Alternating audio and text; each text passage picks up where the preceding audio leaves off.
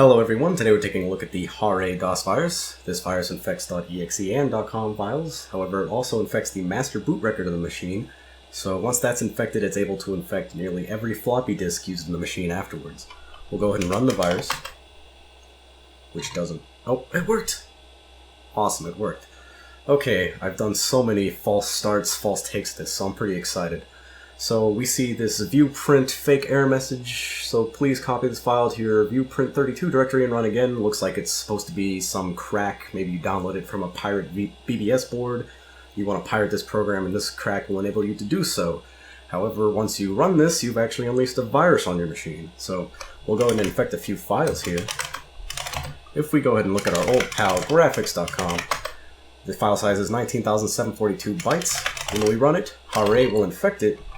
However, this is a stealth virus, so we can't actually see the file size increase. When Hare infects something, when it detects that something is being run, it will actually disinfect it. So when you're running a program, or when you're trying to view a program, like with the directory listing command, Hare will disinfect the program.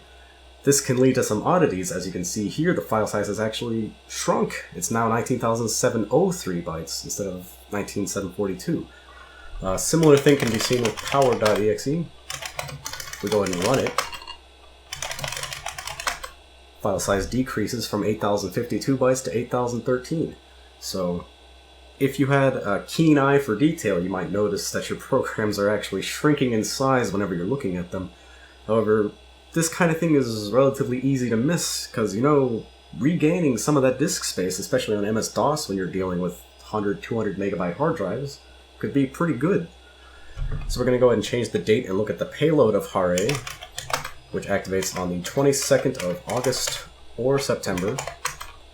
And simply running the executable won't launch the virus. We're going to go ahead and restart. And when it boots from the infected master boot record, we will see this payload take hold and trash your system. So the seek test finishes, and instead of our DOS prompt, we get a message saying HD Euthanasia V2 by Demon Emperor. Hare Krishna, Hare Hare.